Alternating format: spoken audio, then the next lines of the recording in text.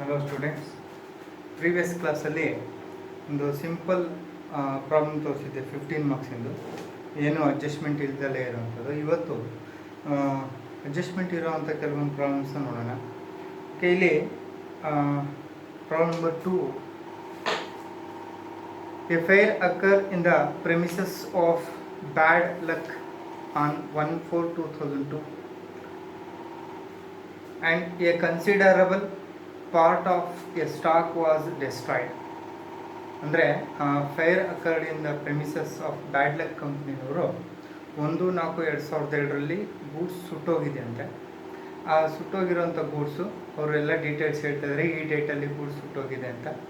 Okay, ಇಲ್ಲಿ stock ಸಾಲ್ವೇಜ್ಡ್ was ₹56,000. ಅಂದರೆ ಸುಟ್ಟೋಗಿರುವಂಥ ಗೂಡ್ಸಲ್ಲಿ ಉಳ್ಕೊಂಡಿದ್ದಂತಹ goods 56,000 ರೂಪಾಯಿದು. Fire insurance policy was ₹3,42,000.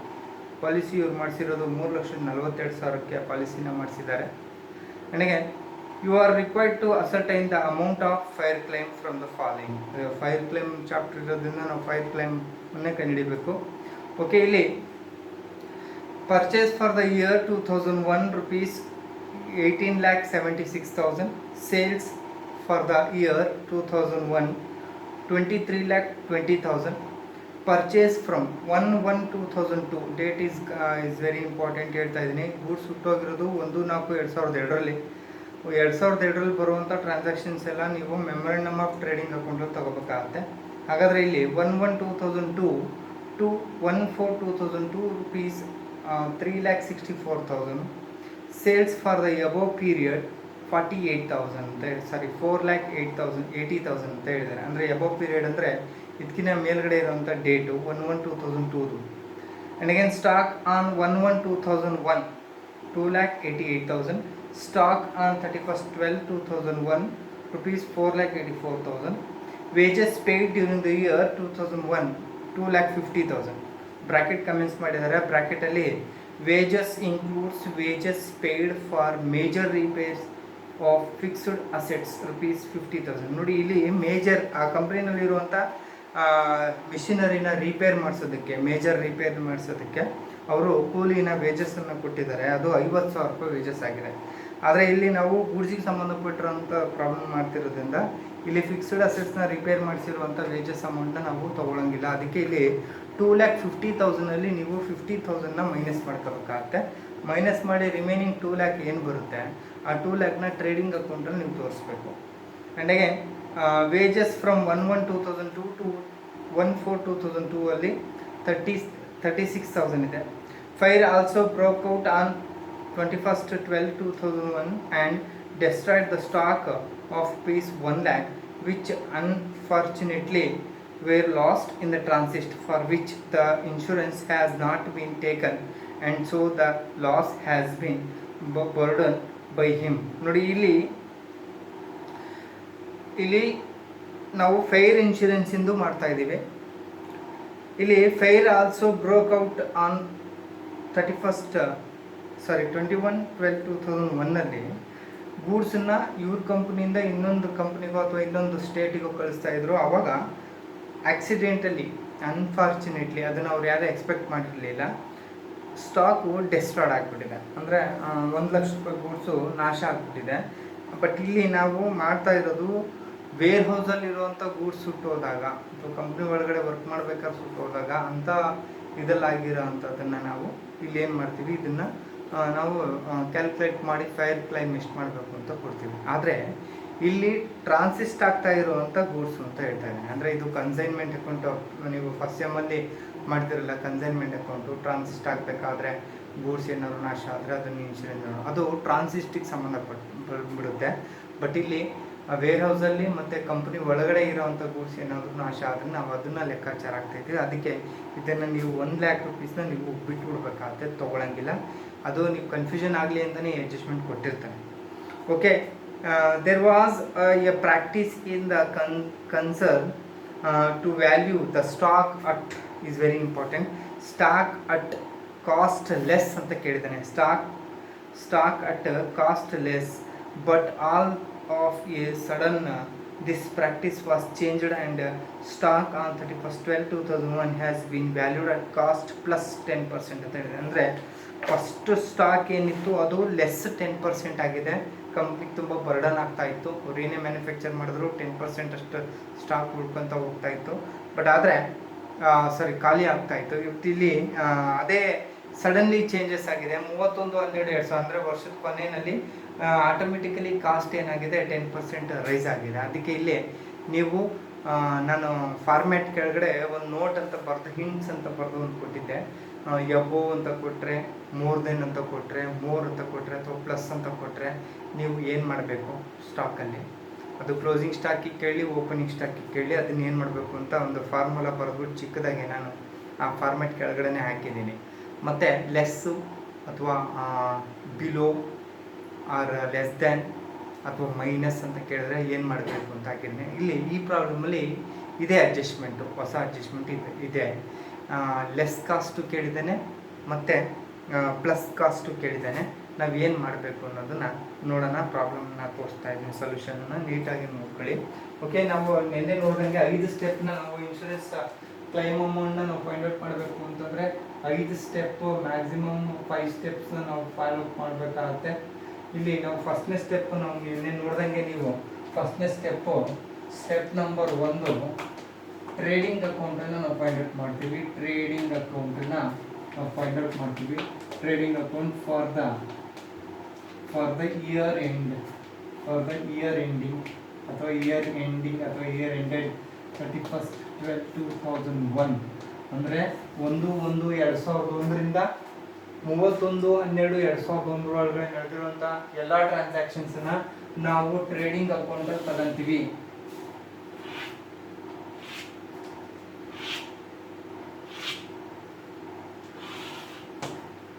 Credit and debit. Next to opening stock.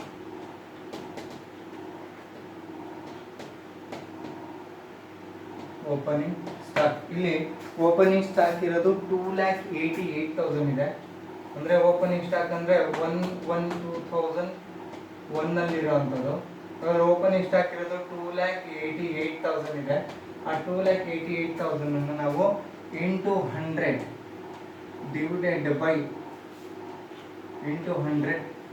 By less cost ಅಂತ ಕೇಳಿದ್ದೇನೆ. Less stock at less ಅಂತ ಹೇಳಿರೋದ್ರಿಂದ 100ಅಲ್ಲಿ 10% minus ಅಂತ ಹೇಳಿದ್ದೇನೆ, ಲೆಸ್ ಅಂತ ಹೇಳಿದ್ದೇನೆ. 10% ಮೈನಸ್ ಮಾಡ್ಕೊಂಡ್ರೆ ಅಲ್ಲಿಗೆ 90 ಉಳ್ಕೊಳ್ಳುತ್ತೆ, 90% ಉಳ್ಕೊಳ್ಳುತ್ತೆ. ಹಾಗಾದರೆ ಸ್ಟಾಕ್ ಇಲ್ಲಿ ಓಪನಿಂಗ್ ಸ್ಟಾಕ್ ಎಷ್ಟಾಗುತ್ತೆ? 2,88,000 ಇಂಟು 100 ಡಿವೈಡೆಡ್ ಬೈ 90 ಮಾಡಬೇಕು. ಲೆಸ್ ಕಾಸ್ಟ್ ಅಂತ ಕೇಳಿದ್ರಿಂದ ಲೆಸ್ ಮಾಡ್ಕೊಂಡಿದ್ದೀವಿ. ಎಷ್ಟು ಪರ್ಸೆಂಟನ್ನು ಲೆಸ್ ಕಾಸ್ಟ್ ಅಂತ ಕೇಳಿರ್ತಾನೆ? 10% ಕೇಳ್ಬೋದು, 20% ಕೇಳ್ಬೋದು, 15% ಕೇಳ್ಬೋದು. ಯಾವ ಪರ್ಸೆಂಟೇಜಲ್ಲಾದರೂ ಅವನು ಲೆಸ್ ಕಾಸ್ಟ್ ಅಂತ ಕೇಳಿದ್ರೆ ನೀವು 100%ಅಲ್ಲಿ ಮೈನಸನ್ನು ಮಾಡ್ಕೋಬೇಕಾಗುತ್ತೆ. ಪದೇ ಹೇಳ್ತಾ ಇದ್ದೀನಿ. 100ಅಲ್ಲಿ 10% ಮೈನಸ್ ಮಾಡಿದ್ರೆ ನಾವು ಅಲ್ಲಿಗೆ 90 ಆಗುತ್ತೆ. ಅಲ್ಲಿಗೆ 2,88,000 ಇಂಟು 100 ಡಿವೈಡ್ ಬೈ 90 ಮಾಡಿದ್ರೆ 3,20,000 rupees ಬರುತ್ತೆ. ಓಪನಿಂಗ್ ಸ್ಟಾಕು 3,20,000 ಬರುತ್ತೆ. ಎಕ್ಸಾಮಲ್ಲಿ ಇದೇ ಥರದ ಪ್ರಾಬ್ಲಮ್ನ ಜಾಸ್ತಿ ಕೇಳೋ ಚಾನ್ಸಸ್ ತುಂಬ ಇರುತ್ತೆ. Okay sir, take next to purchase 1/1/2001 31/12/2001 ನಡೆದಿರುವಂಥ ಟ್ರಾನ್ಸಾಕ್ಷನ್ ಪರ್ಚೇಸ್ ಲೆಸ್ ರಿಟರ್ನ್ಸ್ ಏನೂ ಇಲ್ಲ. ಅದಕ್ಕೆ ಡೈರೆಕ್ಟಾಗಿ ಪರ್ಚೇಸ್ ಆಗ್ತೀನಿ. 18,76,000 rupees. 18,76,000 rupees. And again to ವೇಜಸ್ಸಿಗೆ ಅಡ್ಜಸ್ಟ್ಮೆಂಟ್ ಕೇಳಿದಾನೆ. ವೇಜಸ್ ಅಮೌಂಟ್ ಇರೋದು 2,50,000. ಆದರೆ ಅದರಲ್ಲಿ ಕಂಪನಿಯ ಫಿಕ್ಸ್ಡ್ ಅಸೆಟ್ಸ್ನ ಮೇಜರ್ ರಿಪೇರ್ ಮಾಡಿಸಿದ್ರೆ 50,000 ರೂಪಾಯಿ, ಅದಿಲ್ಲಿ ಇನ್ಕ್ಲೂಡ್ ಆಗಲ್ಲ. ಅದಕ್ಕೆ ನಾವು ಅದನ್ನು ತೆಗಿತೀವಿ. 2,00,000 ರಿಮೈನಿಂಗ್ ಏನು ಬರುತ್ತೆ ಅದನ್ನು ತಗೊಂತ ಇದ್ದೀವಿ. ಅಂದರೆ ಸ್ಟಾಕನ್ನು ಮ್ಯಾನುಫ್ಯಾಕ್ಚರ್ ಮಾಡಬೇಕಾದ್ರೆ ಏನು ವೇಜಸ್ ಕೊಟ್ಟಿದ್ದಾರೆ ಅದನ್ನು ನಾವು ಇನ್ಕ್ಲೂಡ್ ಮಾಡ್ಕೊಂಡಿರೋದು. ಏನು computer next by sales. Sales ಇದು ಏನಾಗಿದೆ? ಸೇಲ್ಸ್ ಅಮೌಂಟು 23,20,000 ಇದೆ. 23,20,000 ಆ್ಯಂಡ್ ಅಗೇನ್ ಬೈ ಕ್ಲೋಸಿಂಗ್ ಸ್ಟಾಕಿಗೂ ಡೇಟ್ ಕೇಳಿದಾನೆ. ಮತ್ತು ಪರ್ಸೆಂಟೇಜು ಪ್ಲಸ್ ಅಂತ ಕೇಳಿದ್ದಾನೆ. ಕಾಸ್ಟ್ ಪ್ಲಸ್ ಅಟ್ 10% ಅಂತ ಕೇಳಿದ್ದಾನೆ. ಅದಕ್ಕೆ ಇಲ್ಲಿ ಕ್ಲೋಸಿಂಗ್ ಸ್ಟಾಕ್ ಅಂದರೆ 31/12/2001 ಇರುವಂಥ ಸ್ಟಾಕು. ಆ್ಯಂಡ್ ಅಗೇನ್ ಇಲ್ಲಿ ಎಷ್ಟಿದೆ ಅಮೌಂಟು ಸ್ಟಾಕಿಂದು 4,84,000 ಇದೆ. 4,84,000 ಇಂಟು 100 ಡಿವೈಡೆಡ್ ಬೈ, ನೋಡಿ ಇಲ್ಲಿ ಲೆಸ್ ಕಾಸ್ಟ್ ಅಂತ ಕೇಳಿರೋದಕ್ಕೆ ಮೈನಸ್ ಮಾಡ್ಕೊಂಡಿದ್ರೆ, ಇಲ್ಲಿ ಪ್ಲಸ್ ಕಾಸ್ಟ್ ಅಂತ ಕೇಳಿದ್ರೆ 100 ಪ್ಲಸ್ 10 ಎಷ್ಟು ಪರ್ಸೆಂಟ್ ಕೇಳ್ತೀನಿ ಅಷ್ಟು 110 ಮಾಡ್ಕೊಂತೀವಿ. ಹಾಗಾದ್ರೆ ರೆಡ್ಯೂಸ್ ಆಗುತ್ತೆ. 4,84,000 ಇಂಟು 100 ಡಿವೈಡ್ ಬೈ 110 ಮಾಡಿದ್ರೆ 4 lakh rupees 4,40,000 rupees ಬರುತ್ತೆ. 4,40,000 rupees ಬರುತ್ತೆ. ಹಾಗಾದರೆ ನಾವಿಲ್ಲಿ ಗ್ರಾಸ್ ಪ್ರಾಫಿಟ್ನ ಫೈಂಡ್ ಔಟ್ ಮಾಡಬೇಕು. ಗ್ರಾಸ್ ಪ್ರಾಫಿಟ್ನ ಫೈಂಡ್ ಔಟ್ ಮಾಡಬೇಕು ಅಂದರೆ ಬೈ ಸೈಡ್ ಅಮೌಂಟ್ ಜಾಸ್ತಿ ಬರುತ್ತೆ. ಓಕೆ, ಇಲ್ಲಿ ಬೈ ಸೈಡ್ ಟೋಟಲ್ ಮಾಡಿದ್ರೆ 28,60,000 rupees ಬರುತ್ತೆ. ಎರಡು ಕಡೆ ಅದು ಬರ್ಕೊಂತೀರ 28,60,000 ಅನ್ನು ಬರ್ಕೊಂಡು ಈ ಎಲ್ಲ ಟೂ ಸೈಡಲ್ಲಿರುವಂಥ minus 28,60,000 minus 2 lakh minus 18,76,000 minus 3,20,000 minus ಮಾಡಿದಾಗ ನಮಗೆ remaining amount to gross profit balancing figure ಎಷ್ಟು ಬರುತ್ತೆ? 4,64,000 ಬರುತ್ತೆ. 4,64,000 rupees ಬರುತ್ತೆ. This is the gross profit. Okay, first step is over and come to the second step. Step number 2, calculation of rate of gross profit.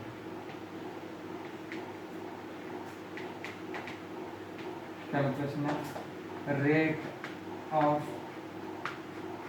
gross GP is equal to formula gross profit divided by net sales.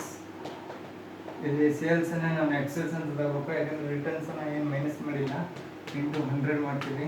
Is equal to gross profit ಇರೋದು 4,64,000 divided by 23,20,000 into 100 ಮಾಡ್ತೀವಿ. Is equal to 20% ಬರುತ್ತೆ. 20% sales ಮೇಲೆ ನಾವು ಕಂಡುಹಿಡಿಯಬೇಕಾಗುತ್ತೆ. Okay, come to the step number 3, preparation of memorandum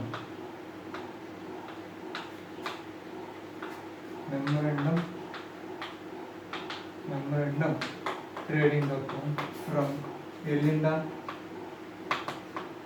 1/1/2002 ಇಂದ goods ಹುಟ್ಟೋಗಿರೋದು 1/4/2002 ಅಂತ. ಅಂದರೆ ಇದಾದ್ಮೇಲೆ goods ಯಾವ ಡೇಟಲ್ಲಿ ಸುಟ್ಟೋಗಿದೆ ಆ ಡೇಟನ್ನ ನಾವು ಏನು ಮಾಡ್ತೀವಿ ನೋಡಿ. ಇಲ್ಲಿ ಲಾಸ್ಟ್ ಇಯರ್ ಇರೋ ಅಂತ ಅಂದರೆ ಫಸ್ಟ್ ಸ್ಟೆಪ್ಪಲ್ಲಿ ಮಾಡಿರೋಂಥ ಟ್ರೇಡಿಂಗ್ ಅಕೌಂಟಲ್ಲಿ ಏನು ಕ್ಲೋಸಿಂಗ್ ಸ್ಟಾಕ್ ಇರುತ್ತೆ ಅದು ಇಲ್ಲಿ ಓಪನಿಂಗ್ ಸ್ಟಾಕ್ ಆಗುತ್ತೆ. ಇಲ್ಲೇ ನೀವು ಈ ಪರ್ಸೆಂಟೇಜ್ನ ಕಾಸ್ಟ್ ಪ್ಲಸ್ ಅಥವಾ ಕಾಸ್ಟ್ ಮೈನಸನ್ನು ಇಲ್ಲೇನು ಮಾಡೋ ಅಂಥ ಅವಶ್ಯಕತೆ ಇರಲ್ಲ. And again direct to opening stock last year trading account ಇದು. ಆ ಲಾಸ್ಟ್ ಇಯರ್ ಟ್ರೇಡಿಂಗ್ ಅಕೌಂಟಲ್ಲಿ ಇರೋದು 4,40,000 ಇದೆ. ಅದನ್ನು ನಾವು ಇಲ್ಲಿ ಓಪನಿಂಗ್ ಸ್ಟಾಕ್ ಆಗಿ ತಗೊತೀವಿ. 4,40,000 ಟು ನೆಕ್ಸ್ಟ್ ಪರ್ಚೇಸ್ ಇದೆ. ಪರ್ಚೇಸ್ 1/1/2002 ಟು 1/4/2002 ಕೇಳಿದ್ದಾನೆ. ಆ ಪರ್ಚೇಸ್ನ ತಗೊಂಡು 3,64,000 ಅಲ್ಲಿಗೆ ಟು ವೇಜಸ್ಸಿಗೆ ಇಲ್ಲಿ ಯಾವುದೇ ರೀತಿಯಾದಂಥ ಅಡ್ಜಸ್ಟ್ಮೆಂಟ್ಸ್ ಇಲ್ಲ. ವೇಜಸ್ 36,000 ವೇಜಸ್ನ 36,000 ಹಾಕೊಂಡ್ರೆ. ಆ್ಯಂಡ್ ಅಗೇನ್ ಬೈ ಸೇಲ್ಸಿಗೂ ಏನೋ ಅಡ್ಜಸ್ಟ್ಮೆಂಟ್ ಇಲ್ಲ. Sales 4,80,000. Sales is 4,80,000. And again by closing stock on the data fair. Closing stock on the data fair ಅನ್ನು ನೀವು ಕಂಡುಹಿಡಿಯಬೇಕು ಅಂದರೆ ನೀವು ಫಸ್ಟ್ ಗ್ರಾಸ್ ಪ್ರಾಫಿಟ್ನ ಫೈಂಡ್ ಔಟ್ ಮಾಡ್ಕೋಬೇಕಾಗುತ್ತೆ. ಗ್ರಾಸ್ ಪ್ರಾಫಿಟ್ ಹೆಂಗೆ ಫೈಂಡ್ ಔಟ್ ಮಾಡ್ಕೊಂತಾರೆ ಅಂದರೆ ಇಲ್ಲಿ ಬಂದಿರೋಂಥ 20% ಬ್ರಾಕೆಟಲ್ಲಿ ತೋರಿಸಿ 20% ಆನ್ ಸೇಲ್ಸ್. ಹಾಗಾದರೆ 20% ಆನ್ ಸೇಲ್ಸ್ ಅಮೌಂಟ್ 4,80,000 ಇದೆ. ಆ 4,80,000 ಕಂಡಿಡ್ತೀವಿ. ಅಲ್ಲಿಗೆ 96,000 ಇಸ್ ಗ್ರಾಸ್ ಪ್ರಾಫಿಟ್ ಬರುತ್ತೆ. 96,000 ಟೋಟಲ್ ಟೂ ಸೈಡೇ ಜಾಸ್ತಿ ಬರಬೇಕು. ಯಾಕಂದರೆ ನಾವು ಕ್ಲೋಸಿಂಗ್ ಸ್ಟಾಕ್ ಅಂತ ಡೇಟಾ ಫೇರನ್ನ ಕಂಡಿಡಬೇಕು ಅಂದರೆ ಟೂ ಸೈಡೇ ಅಮೌಂಟ್ ಜಾಸ್ತಿ ಬರಬೇಕು.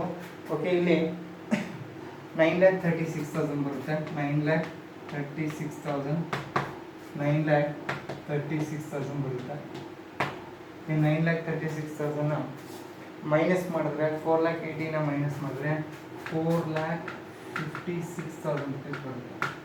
This is the closing stock and the date of fair. And again, step number 4,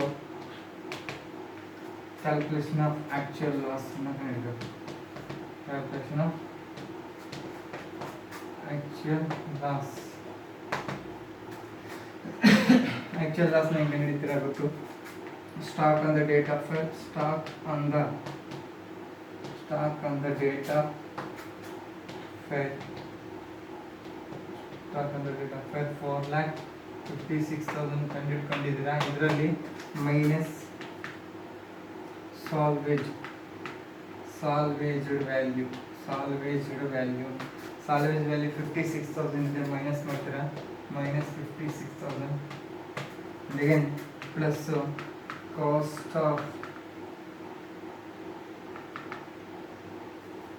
cost of